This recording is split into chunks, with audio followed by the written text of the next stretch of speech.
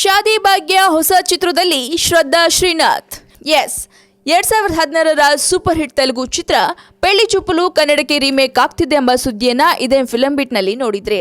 ಇದೀಗ ಇದೇ ಚಿತ್ರಕ್ಕೆ ಟೈಟಲ್ ಕೂಡ ಫಿಕ್ಸ್ ಆಗಿದೆ. ಹೌದು, ಪೆಳ್ಳಿ ಚೂಪಲು ಚಿತ್ರದ ಕನ್ನಡ ಅವತರಣಿಕೆಯಲ್ಲಿ ಶಾದಿ ಭಾಗ್ಯ ಎಂಬ ಶೀರ್ಷಿಕೆಯನ್ನ ಇಡಲಾಗಿದ್ದು ಟೈಟಲ್ ಅಂತಿಮಗೊಳಿಸಲಾಗಿದೆಯಂತೆ. ಇನ್ನು ಈ ಸಿನಿಮಾವನ್ನ ನೃತ್ಯ ಸಂಯೋಜಕ ಮುರಳಿ ಮಾಸ್ಟರ್ ನಿರ್ದೇಶನ ಮಾಡ್ತಿದ್ದಾರಂತೆ.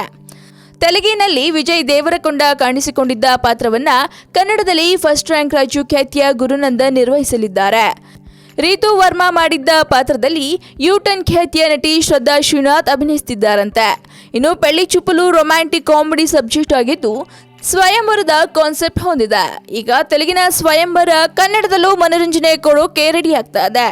ಸದ್ಯ ಯೂಟನ್ ಚಿತ್ರದ ಮೂಲಕ ಸುದ್ದಿಯಾಗಿದ್ದ ಶ್ರದ್ಧಾ ಶ್ರೀನಾಥ್ ಬ್ಯಾಕ್ ಟು ಬ್ಯಾಕ್ ಮತ್ತಷ್ಟು ಸಿನಿಮಾಗಳಲ್ಲಿ ಕಾಣಿಸಿಕೊಳ್ತಾ ಇದ್ದಾರೆ.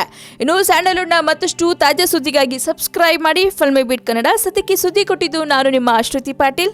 ಹಾಗೆ ಈ ವಿಡಿಯೋ ನಿಮಗೆ ಇಷ್ಟವಾದಲ್ಲಿ ಲೈಕ್ ಮಾಡಿ, ಶೇರ್ ಮಾಡಿ ಆ್ಯಂಡ್ ಕಮೆಂಟ್ ಮಾಡಿ. ಹಾಯ್, ಎಲ್ಲ ಸ್ಯಾಂಡಲ್ವುಡ್ ಮೂವೀಸ್ ಅಪ್ಡೇಟ್ಸ್ಗೆ ಪ್ಲಸ್ ನನ್ನ ಮೂವೀಸ್ ಅಪ್ಡೇಟ್ಸ್ಗೆ ಪ್ಲೀಸ್ ಎಲ್ಲರೂ ನೋಡ್ತಾ ಇರಿ ಫಿಲ್ಮಿ ಬೀಟ್ ಆ್ಯಂಡ್ ದಯವಿಟ್ಟು ಸಬ್ಸ್ಕ್ರೈಬ್ ಮಾಡಿ.